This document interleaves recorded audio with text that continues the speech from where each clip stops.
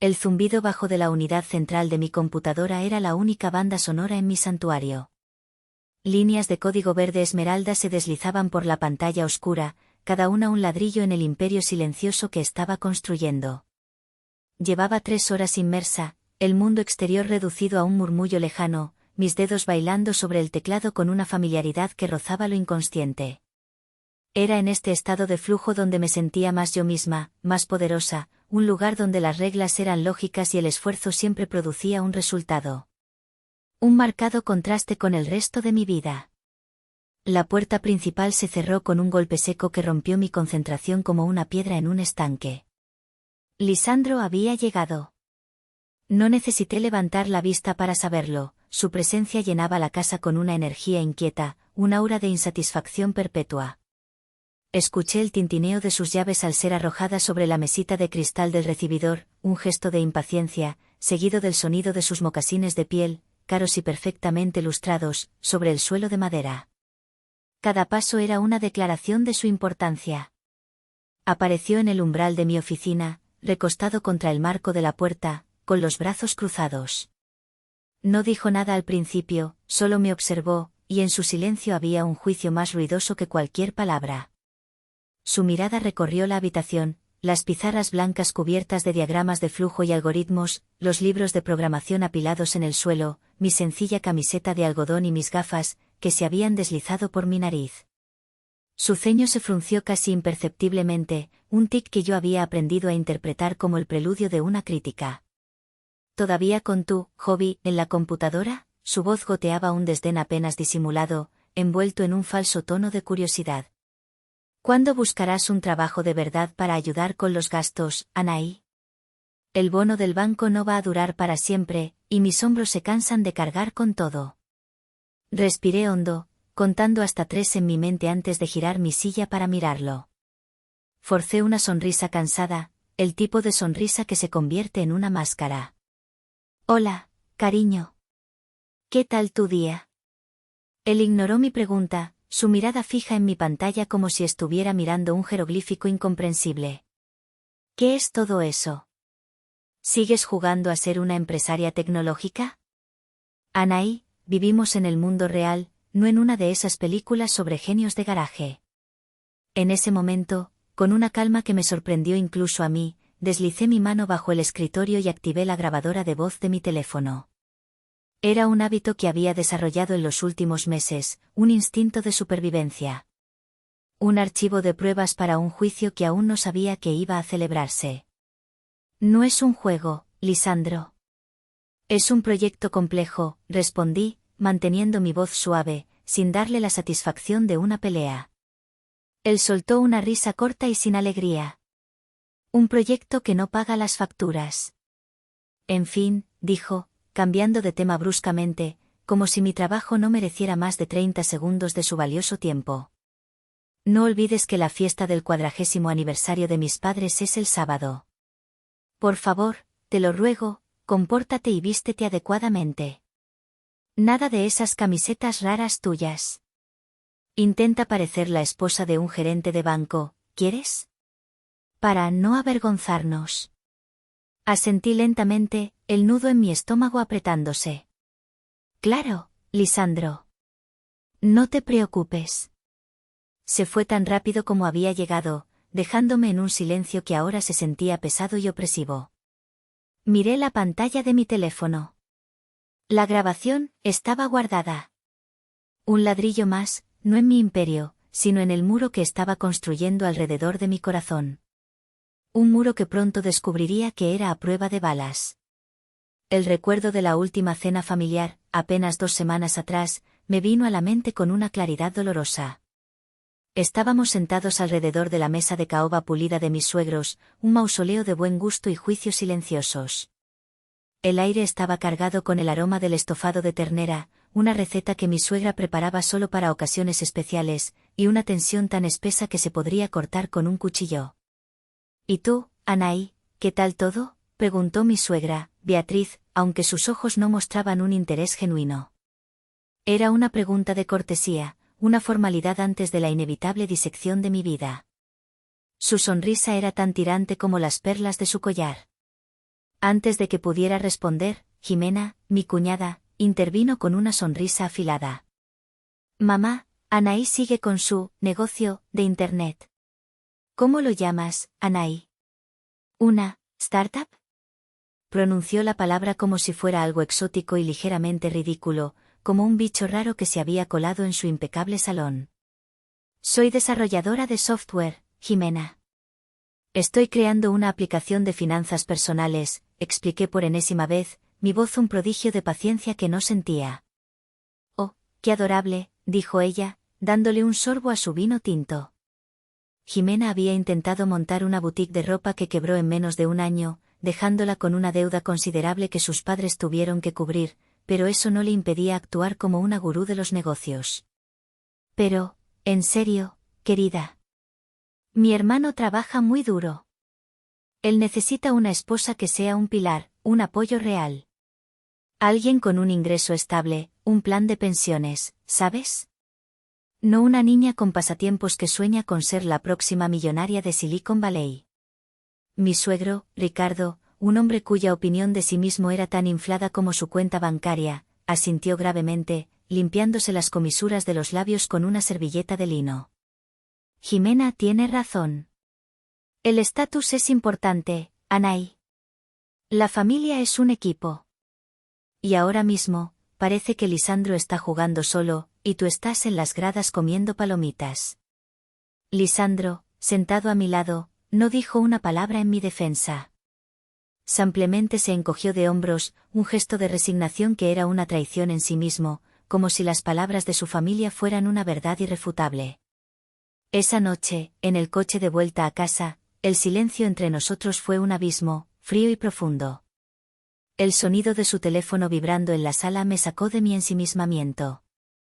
Era él, hablando en voz baja, pero las paredes de nuestra casa eran finas. Me acerqué lo suficiente para escuchar, conteniendo la respiración. Sí, Jimena, lo sé, ya hablé con ella, pero es como hablar con una pared. No, no entiende. Tienes razón, tengo que pensar en mi futuro, en lo que es mejor para mí. Sí, lo consideraré. En serio. Gracias por abrirme los ojos. Me retiré a mi oficina antes de que pudiera oírme. Así que era eso. No era solo su propia inseguridad. Era el veneno constante de su hermana, goteando en su oído día tras día, erosionando cualquier respeto que pudiera haber tenido por mí. Comprendí con una claridad aterradora que no estaba luchando contra un hombre, sino contra todo un sistema familiar que me había juzgado y sentenciado desde el primer día. Y en ese momento, la tristeza que había sentido se transformó en una fría y calculadora determinación. El juego había cambiado, y ellos ni siquiera lo sabían. Pasaron 3 días. 3 días de una cortesía gélida, de conversaciones superficiales que apenas ocultaban el abismo que se había abierto entre nosotros. Yo me refugiaba en mi trabajo, encontrando consuelo en la lógica y el orden del código, mientras Lisandro pasaba las tardes pegado al teléfono, hablando en susurros con su hermana. Sabía que algo se estaba gestando. Podía sentirlo en el aire, como la quietud antes de una tormenta, una presión atmosférica que anunciaba un cambio drástico. El miércoles por la noche, lo encontré esperándome en la sala de estar. Había apagado la televisión. No estaba mirando su teléfono. Estaba sentado en el borde del sofá, con las manos entrelazadas entre las rodillas, una expresión de gravedad ensayada en su rostro. Llevaba la camisa que yo le había regalado en su último cumpleaños, un detalle que, en otras circunstancias, me habría parecido tierno. Ahora, solo me parecía una manipulación más. Mi corazón dio un vuelco, no de miedo, sino de una extraña y oscura anticipación. El telón estaba a punto de levantarse. Anaí, siéntate. Tenemos que hablar, dijo, su tono era el de un médico a punto de dar un mal diagnóstico, solemne y desprovisto de emoción real. Me senté en el sillón de enfrente, manteniendo una expresión neutra, un lienzo en blanco sobre el que él podría proyectar sus propias conclusiones. Por dentro, mi mente corría a 1000 por hora, analizando cada microexpresión, cada pausa en su discurso. Él respiró hondo, un gesto teatral que delataba horas de ensayo frente al espejo o al teléfono con Jimena. He estado pensando mucho en nosotros, en nuestro futuro. Y creo que nos hemos estancado. Yo estoy avanzando en mi carrera, construyendo algo sólido, con un futuro tangible. Y tú sigues aquí, con tu hobby. Dejé que la palabra, hobby, flotara en el aire entre nosotros, cargada de todo su desprecio acumulado. No dije nada. El silencio era mi arma. Te amo, Anaí, de verdad, continuó, aunque sus ojos no conectaban con los míos, miraban un punto vago por encima de mi hombro. Y precisamente porque te amo, tengo que ser honesto. Pero necesito saber que estás tan comprometida con este matrimonio como yo. Necesito ver que estás dispuesta a luchar por nosotros, a hacer sacrificios reales, no solo a decir que lo harás. ¿Qué tipo de sacrificios, Lisandro?, pregunté, mi voz apenas un susurro, calibrada para sonar frágil. Quiero que nos tomemos un descanso, soltó. Una separación de prueba.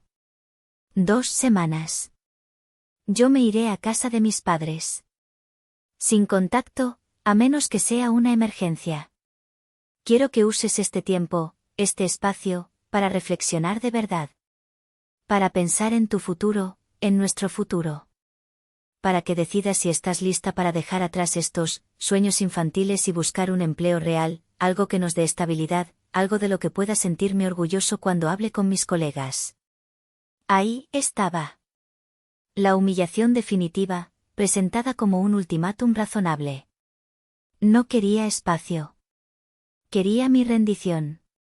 Quería que volviera arrastrándome, suplicando, con un currículum en la mano, lista para ser la esposa trofeo que su familia aprobaba.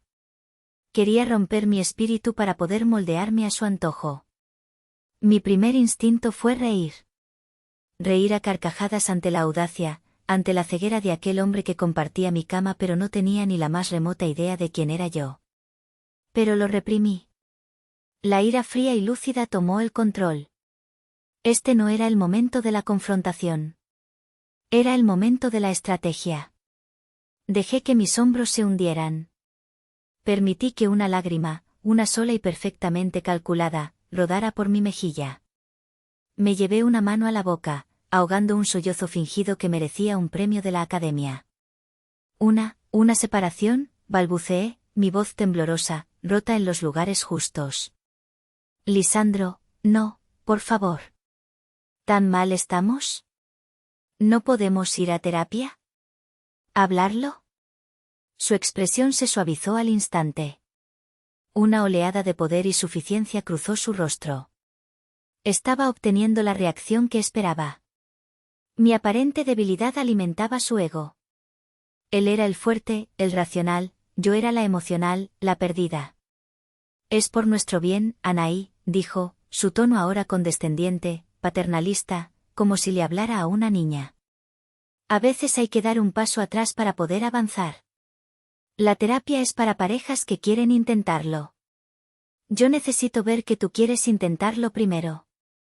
Me levanté y me acerqué a él, temblando ligeramente, un detalle que no se me escapó añadir. Tengo miedo, Lisandro, susurré, mirándolo con los ojos más vulnerables que pude invocar. Tengo mucho miedo de perderte. Pero, si tú crees que esto es lo que necesitamos, si de verdad crees que nos ayudará, lo haré. Por nosotros. Él me tomó por los hombros, su agarre era más de posesión que de consuelo. Esa es mi chica. Sabía que lo entenderías. Serán solo 2 semanas. Verás cómo todo se aclara. Asentí, enterrando mi rostro en su pecho para ocultar la sonrisa gélida que se dibujaba en mis labios. Él me estaba subestimando de una manera tan profunda, tan completa, que era casi poético. Creyó que había ganado la batalla. No tenía idea de que acababa de entregarme las llaves del reino y de que yo estaba a punto de cambiar todas las cerraduras. Mientras él hacía las maletas esa noche, con una eficiencia que sugería que ya lo tenía todo planeado, yo envié un único mensaje de texto a mi hermano Tadeo. Ha comenzado. La respuesta fue inmediata. Estoy listo. Avísame cuando necesites que actúe. El juego estaba en marcha. Y yo iba a jugarlo con mis propias reglas. La casa se sintió inmensa y silenciosa después de que Lisandro se fuera. El aire, antes cargado de tensión, ahora vibraba con una nueva energía, la de la libertad y la estrategia. La primera llamada que hice, incluso antes de prepararme un café, fue a Tadeo. «Necesito que vengas». «Ahora», dije, mi voz firme, despojada de cualquier rastro de la mujer rota que había fingido ser la noche anterior. Media hora después, mi hermano estaba sentado en mi oficina, con una taza de café en la mano y una expresión de preocupación en su rostro. Tadeo era mi ancla, un abogado brillante con una mente tan afilada como la mía, pero aplicada al laberinto de las leyes. Era la única persona en el mundo que conocía la verdadera escala de mi hobby. «Anaí, ¿qué ha pasado? ¿Estás bien?» Su mensaje de anoche me dejó preocupado. «Estoy mejor que nunca, Tadeo», respondí, girando mi monitor hacia él. En la pantalla no había líneas de código, sino el borrador final de un contrato de adquisición, un documento de 80 páginas lleno de cláusulas y cifras con muchos ceros. «Léelo». Sus ojos, acostumbrados a devorar documentos legales, escanearon las páginas. Vi cómo sus cejas se alzaban, cómo su boca se abría ligeramente. Pasó de la preocupación a la incredulidad, y de ahí al asombro. «Esto es», empezó, sin poder terminar la frase. «Sí», confirmé, permitiéndome una pequeña sonrisa. «Mi hobby. Se llama Aura Finance. Es una aplicación de gestión financiera personal basada en inteligencia artificial. He estado trabajando en ella durante los últimos 3 años, en secreto. Globotech, el gigante tecnológico, ha estado negociando para comprarla». «¿Negociando?» «Anaí, este documento dice que la venta se cierra el viernes. Por $25 millones». Levantó la vista de la pantalla, sus ojos brillando con una mezcla de asombro y orgullo feroz. Se levantó y me abrazó fuerte. «Lo sabía. Siempre supe que eras una genio». «¿Lisandro lo sabe?» Negué con la cabeza mientras nos separábamos. «Lisandro cree que soy una fracasada que juega con la computadora. Acaba de pedirme una separación de prueba, para que reflexione y busque un trabajo de verdad. Y quiero que siga creyéndolo. Por ahora». La preocupación en el rostro de Tadeo fue reemplazada por una sonrisa astuta, la sonrisa que ponía cuando estaba a punto de destrozar a un oponente en el tribunal. «Entiendo. Fase de contención y protección de activos. Bien, empecemos. Lo primero es lo primero, este dinero no puede entrar en ninguna cuenta conjunta». Durante las siguientes 2 horas, nos sumergimos en un torbellino de actividad legal. Tadeo se movía por mi oficina como un general planeando una batalla. Trazamos la estrategia. «La casa», dijo, golpeando la mesa con el dedo. «Revisé la escritura la semana pasada, por si acaso. Herencia de la abuela, registrada a tu nombre 2 años antes del matrimonio. Es un bien privativo. Intocable. Él no puede reclamar ni un ladrillo». «Bien», dije. «Las finanzas». Le mostré las cuentas bancarias, las inversiones. «Necesitamos mover tu dinero a una cuenta nueva a tu nombre únicamente, ahora mismo, antes de que el pago de Globotech llegue. Y congelaremos la cuenta conjunta. Necesitamos una razón legal sólida para hacerlo sin que él pueda alegar mala fe». «Tengo una razón», dije en voz baja. Y fue entonces cuando le conté mis sospechas, la sensación persistente de que la separación de prueba era algo más que un ultimátum. Era una coartada para algo más oscuro. Le conté sobre las llamadas secretas con Jimena, sobre su repentino cambio de comportamiento. Tadeo me escuchó atentamente, asintiendo. «Una sospecha no es suficiente para un juez, Anaí. Necesitamos pruebas. Pruebas contundentes. Si las encontramos, no solo protegemos tus activos, sino que lo dejamos sin nada en el divorcio. ¿Crees que puedes encontrarlas?» Lo miré, mis ojos endureciéndose. «Tadeo, Soy una experta en encontrar patrones en el caos. Déjamelo a mí. Esa noche, con Tadeo guiándome por teléfono sobre las implicaciones legales de cada posible hallazgo, me convertí en una detective en mi propia vida. No necesité hackear nada. Simplemente usé la inteligencia y el acceso que ya poseía.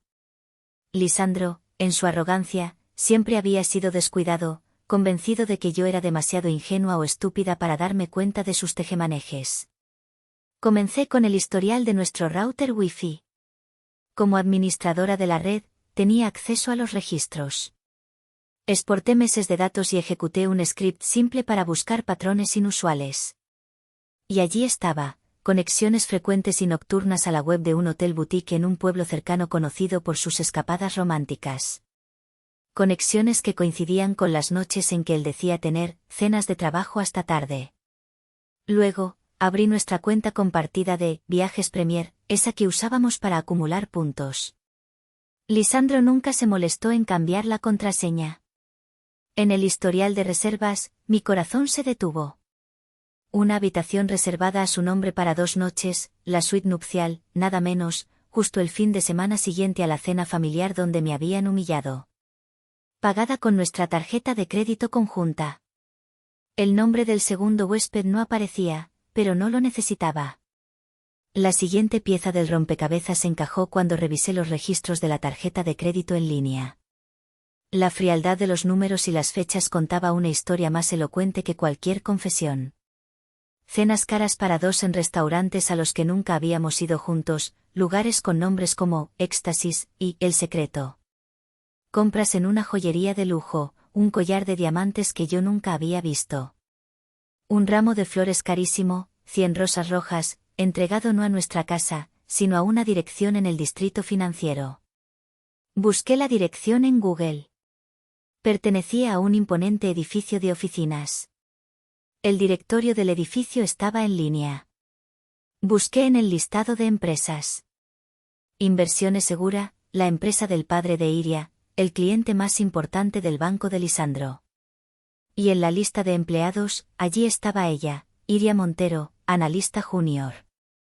La misma chica que Lisandro había descrito como la hija de un cliente, un poco intensa pero inofensiva. El aliento se me escapó en un silbido. No era solo una aventura. Era un plan. Un plan calculado y despreciable. Lisandro no solo me estaba engañando, estaba usando nuestro dinero, el dinero que yo también ganaba con trabajos de consultoría que él despreciaba, para seducir a la hija de un pez gordo. Probablemente con la bendición de su familia, para trepar en su carrera y, como descubriría más tarde, para intentar salvar el negocio fallido de su propio padre con un préstamo favorable. La separación de prueba no era para que yo reflexionara. Era para darle a él 2 semanas de libertad sin adulterar para consolidar su nueva vida, mientras yo me quedaba en casa, supuestamente rota y sumisa, esperando su veredicto. La ira que sentí fue una ola de fuego blanco, purificadora. Quemó los últimos vestigios de amor o pena que pudiera haber sentido por él. Hice capturas de pantalla de todo. Cada reserva, cada cargo, cada registro. Creé un archivo encriptado, con marcas de tiempo y metadatos intactos, y se lo envié a Tadeo con un simple mensaje: tenemos nuestra razón legal. Y mucho más. La respuesta de Tadeo llegó 1 minuto después. Esto es más que una razón, Anai. Esto es una declaración de guerra. Y él ni siquiera sabe que las tropas ya han desembarcado en su playa. La fiesta de aniversario de sus padres es el sábado. ¿Crees que podrás mantener la compostura hasta entonces? Miré mi reflejo en la pantalla oscura de mi monitor. La mujer que me devolvía la mirada no era la misma de la noche anterior. Sus ojos no estaban llenos de lágrimas, sino de una determinación de acero. Oh, sí, escribí. No me la perdería por nada del mundo. El escenario está listo.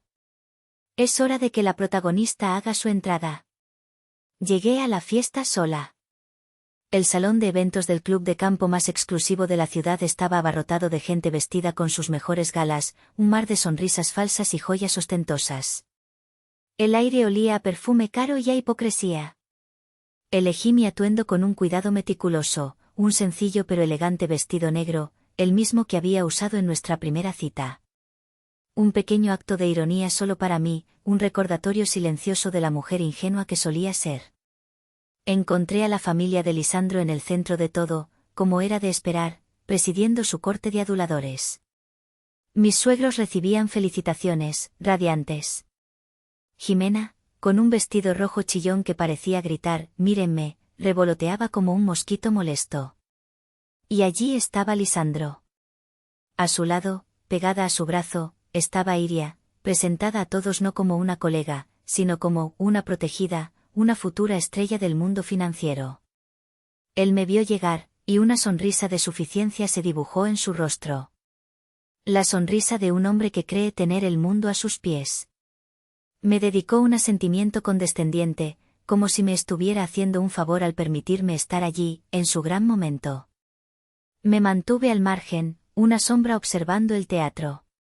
Vi cómo Lisandro le susurraba algo al oído a Iria y ella reía, una risa cristalina que resonó como un insulto. Vi cómo mi suegra, Beatriz, le ajustaba un mechón de pelo a Iria con una ternura que nunca me había dedicado a mí. Cada gesto era una puñalada, pero ya no sentía dolor. Solo una fría y distante fascinación. Estaba viendo una película, y sabía exactamente cómo iba a terminar. El momento llegó durante el brindis. Mi suegro, Ricardo, estaba en el pequeño escenario, con una copa de champán en la mano, hablando de los 40 años de valores familiares, del trabajo duro y de la importancia de rodearse de gente exitosa. Su mirada se posó brevemente en Lisandro e Iria, y luego en mí, con un destello de lástima condescendiente. Mis ojos no estaban en él, sino escaneando la multitud cerca de la entrada. Y entonces lo vi. Señor Amaro Rivas. Una leyenda en el mundo de la tecnología, un inversor cuya sola presencia podía hacer o deshacer una empresa. Estaba allí como invitado de honor de otro socio del club. Saqué mi teléfono y envié un mensaje de texto que había preparado horas antes. Señor Amaro, soy Anaí, de Aura Finance. Un placer verlo aquí. ¿Sería tan amable de saludarme? Me encantaría presentarlo a mi familia política. Estoy junto a la barra. Vi cómo leía el mensaje, fruncía el ceño por un segundo y luego una chispa de entendimiento brillaba en sus ojos. Asintió sutilmente en mi dirección. Justo cuando mi suegro terminaba su discurso con un por la familia, el señor Rivas comenzó a moverse. Ignoró por completo a mi suegro, que intentaba captar su atención, y caminó directamente hacia mí. La gente se apartaba a su paso como las aguas del Mar Rojo. Anaí, exclamó con una voz que, sin ser un grito, resonó en el repentino silencio. ¡Qué honor! Mi equipo en Globotech no deja de hablar de la brillante mente detrás de Aura Finance. Esa adquisición de 25 millones va a cambiar las reglas del juego. ¡Felicidades! El silencio que siguió fue absoluto, denso, pesado. Podías oír el tintineo de un cubito de hielo en un vaso al otro lado del salón. Todas las cabezas se giraron hacia mí. Vi la confusión en el rostro de mis suegros, la incredulidad en el de Jimena. Y en el rostro de Lisandro, vi el pánico puro y sin adulterar. Su sonrisa se había congelado, convirtiéndose en una mueca grotesca. El color desapareció de su cara, dejándolo con la palidez de un fantasma. En medio de ese silencio atronador, una nueva figura apareció en la entrada del salón. Tadeo. Impecablemente vestido con un traje oscuro que gritaba poder y autoridad, caminó a través de la multitud paralizada con la calma de un depredador que sabe que su presa no tiene escapatoria. No me miró a mí. Sus ojos estaban fijos en Lisandro. Se detuvo frente a él, y la multitud instintivamente formó un círculo a su alrededor, como si fueran espectadores de una ejecución pública. Lisandro, dijo Tadeo, su voz tranquila pero cortante como el filo de una navaja. Mi nombre es Tadeo Morales, y soy el representante legal de mi hermana, Anaí. Lisandro tragó saliva, incapaz de articular palabra. Su mirada iba de Tadeo a mí, y de vuelta a Tadeo, su mente tratando frenéticamente de procesar la pesadilla que se estaba desarrollando. Tadeo, con un movimiento deliberado, le extendió una carpeta de cuero. «Esto es para ti». Con manos temblorosas, Lisandro la abrió. No eran papeles de divorcio. Eran algo mucho peor. «Lo que tienes en tus manos», continuó Tadeo, su voz ahora elevándose para que todos pudieran oír, «es, primero, una notificación de desalojo de la propiedad de mi hermana, con un plazo de 48 horas. Y segundo, una orden de cese y desista que congela inmediatamente todos los activos conyugales, debido a una clara evidencia de fraude financiero y malversación de fondos». Un jadeo colectivo recorrió la sala. La palabra, fraude, colgaba en el aire como humo venenoso. «¿Fraude?», balbuceó mi suegro, dando un paso adelante, su rostro congestionado por la ira y la confusión.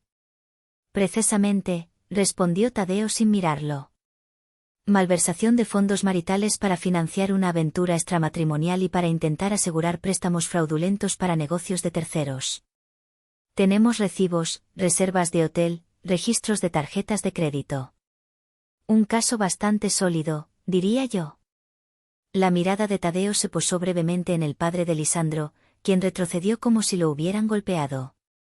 Se tambaleó y tuvo que apoyarse en una mesa, su rostro ceniciento. Su última esperanza de salvar su negocio en quiebra se había evaporado ante sus ojos. Iria, la colega especial, miró a Lisandro con una expresión de horror y traición. Se soltó de su brazo como si quemara y comenzó a retroceder lentamente hacia la salida, desapareciendo entre la multitud como un fantasma avergonzado. Lisandro me miró, sus ojos suplicantes, llenos de una desesperación patética. «Anaí, por favor, podemos hablar, esto es un error». Di un paso adelante, por primera vez esa noche. Lo miré directamente a los ojos, sin odio, sin ira, solo con un vacío gélido. «Se acabó el tiempo de hablar, Lisandro», dije, mi voz clara y firme, cortando el aire tenso. «Como tú mismo dijiste, a veces hay que dar un paso atrás para poder avanzar. Y yo estoy avanzando. Sola».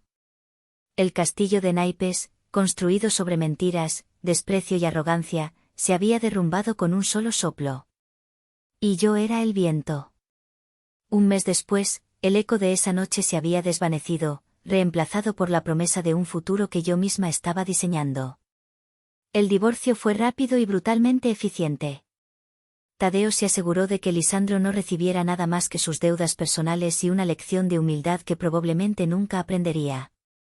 Perdió su trabajo en el banco, la investigación interna sobre sus actividades fraudulentas lo había hecho radiactivo en el sector financiero.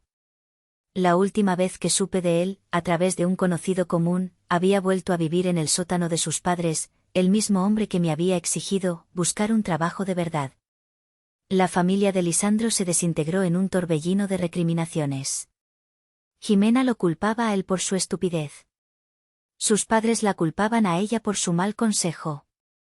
Habían construido su identidad sobre la frágil base del estatus y la apariencia, y cuando esa base se derrumbó, no quedó nada más que amargura y deudas.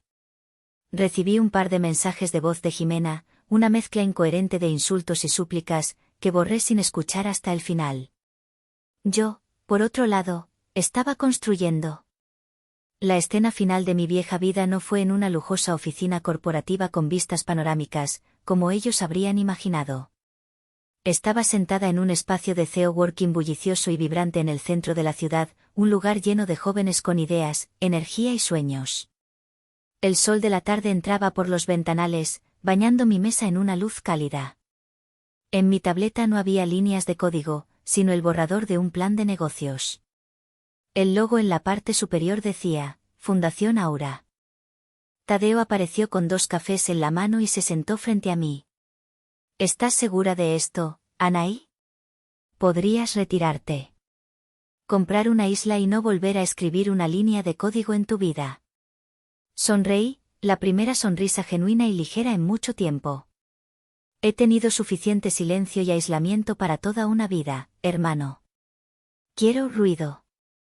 Quiero caos. Quiero crear algo. Le mostré la tableta.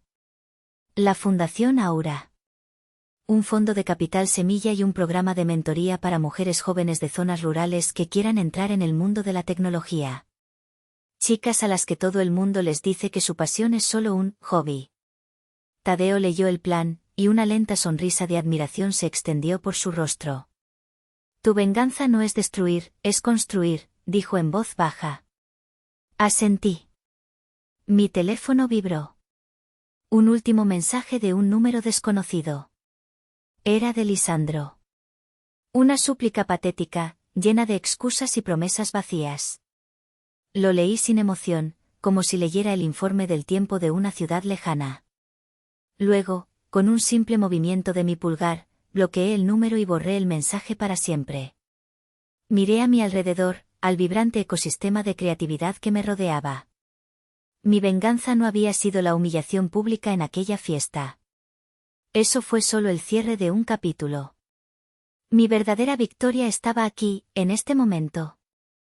En la libertad de usar mi éxito no como un arma, sino como una herramienta. Ellos vieron a una mujer callada con un hobby. Nunca se imaginaron que esa mujer estaba construyendo un imperio. Su mayor error no fue subestimar mi capacidad para ganar dinero.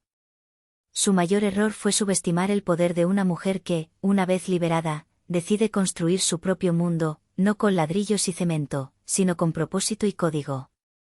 Y mi mundo apenas comenzaba.